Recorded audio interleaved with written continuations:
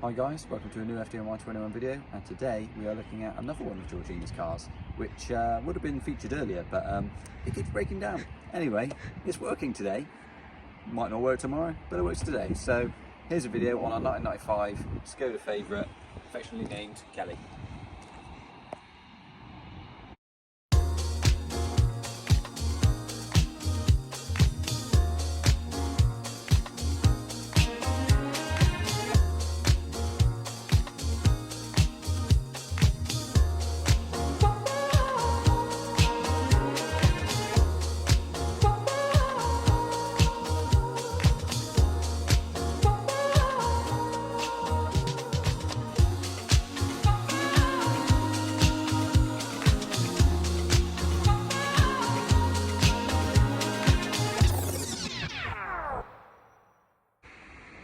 So as Owen has already said, this is Kelly, and Kelly is my 1995 Skoda Favorit LXie Plus Flairline edition. I know it's a bit of a mouthful. A few facts on the car, just so you know, you kind of know a few things about it in case you are interested at all. This was Skoda's first hatchback and their first front-wheel drive, front-engined car. It was kind of a car built for the masses during the Soviet times, which is why they kind of went for this style, I guess. Some reason though, just weirdly, there are bits on this car that were made by Porsche. Now, I'm sure these were good when they're new, but they're not very good on this one anyway. It's got Porsche front suspension, and it also had help with the sound deafening inside. And when I say it's not good on this one, that's because my suspension knocks, and there's quite a lot of wind noise inside this car when you're going over like 30 miles an hour. Like this seal. Being a 1995 Skoda Favorit, this would have also been when Volkswagen had taken over the company, so they did make a few little tweaks, so they added fuel injection. The wheels went from 4x98 to 4x100, which I learnt the hard way when I bought some wheels for this recently, and they also made a few changes just to the interior, which I will show you when we move on to that in a bit. So, the story on this car and how it came about. Well, me and Owen have been dating for nearly 3 years somehow. And when we first got together, one of these came up for sale with someone Owen knows. Sadly, the car got written off, and at the time I didn't really have the funds to buy one.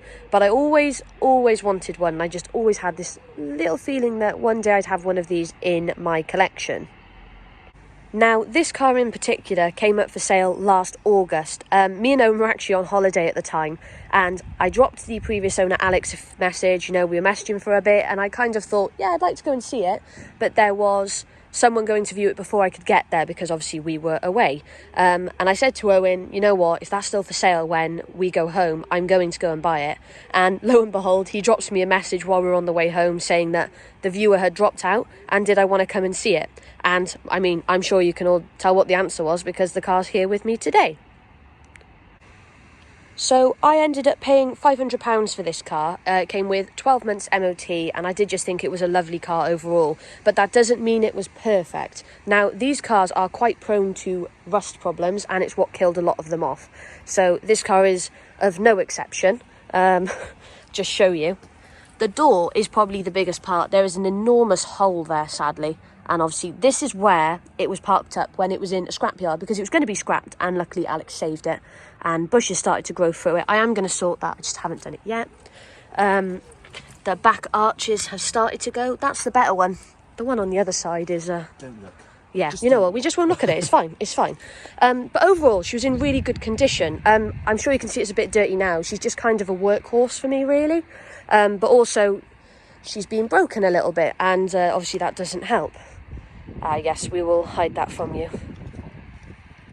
So, sorry to butt in, but we are going to just go and have a quick look at this arch. It's not that bad. It's slightly rippled, obviously it is slightly rusty, but ultimately it can be easily repaired. And that's the thing, a lot of these cars, they get a bit too far gone. And this one, in comparison to Georgina's other one, which we will see in a future video, is actually quite tidy, because they can go really badly around the boot lid, and the other one that Georgina's got has just got surface rust just everywhere, sort of like on the wings and just all over the place really. Ultimately it can be fixed, but it's nice to have a good base to start with. So now I'm just going to go through a couple of things that we've had to do on the car and what we're going to do on the car. So the first thing we had to fix was a starting issue. Now, Alex did mention this to us when we first got it. He also let me drive his Yugo, which was really cool. Anyway, the first problem that we had with this was getting it to start every now and then. And he said that he had this and you just left it a while and then it would start again. And it wasn't whether it was cold or hot, it was just anything really. So we did have this problem, I believe, when we went down to, was it Cornwall? To pick up a Citroen BX of Andy, which was also another great car. But yeah, we did have this problem, and what we seem to be able to do is lift up the rear seat, tap the fuel pump very vigorously, and then it seemed to come back into life. Although sometimes it didn't, because we did have this a couple more times, although we seemed to think that it was roughly right because of how we were doing it. And it seemed to work a couple of times. I think it was just a fluke though. Anyway, we replaced the fuel pump. It's quite an easy change. It's under the seat. You've got one of those little hatch covers. You knock around the securing ring, that's the word I'm looking for, which has got a little seal on it. You take the pump out, and then I had to change the pump internally to the actual sender unit because you can't get the entire sender unit.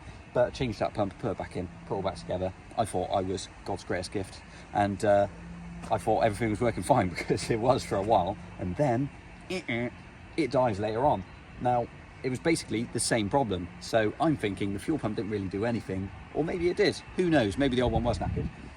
It's fine, changing the fuel pump, ultimately it wasn't much money, nothing for this car really is, and it's always good to change it, but ultimately there was another problem.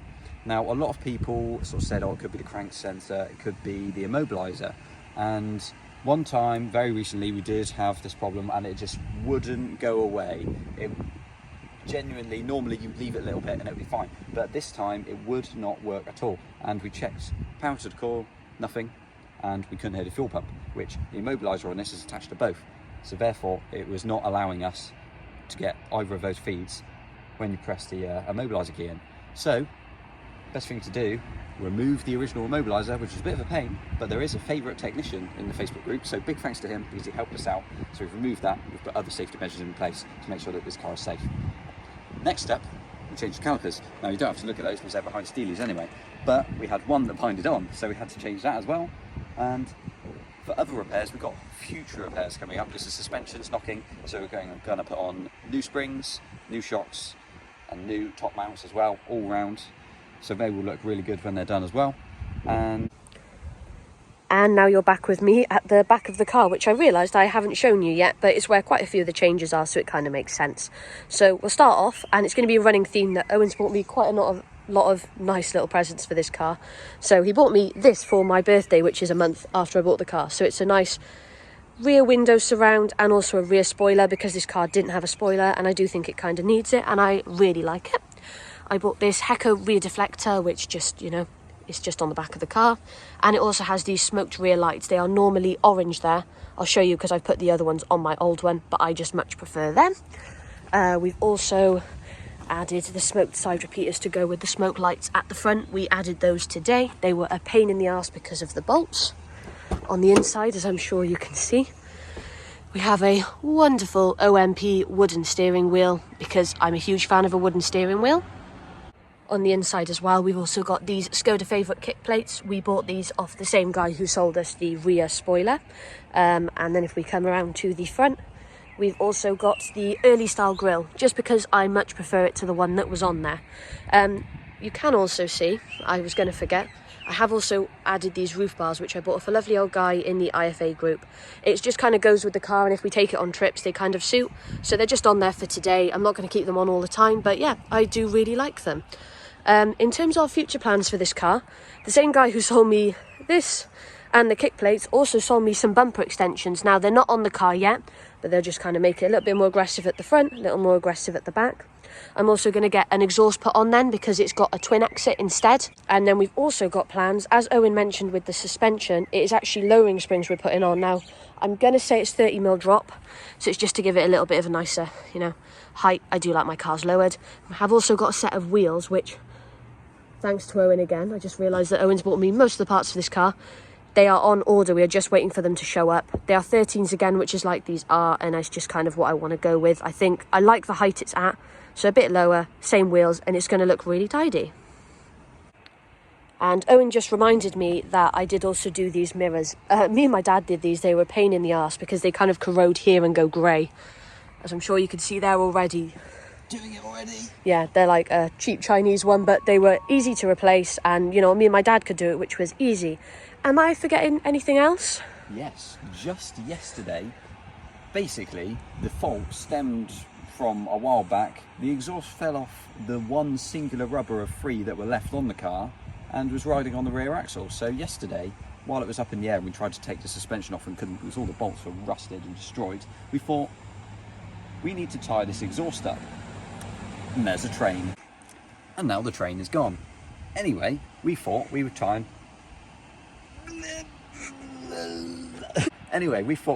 and tie this exhaust up with cable ties. Turns out that's not very good because, you know, you need some rubbers on there and cable ties aren't that strong. So it just fell off and rode on the axle again.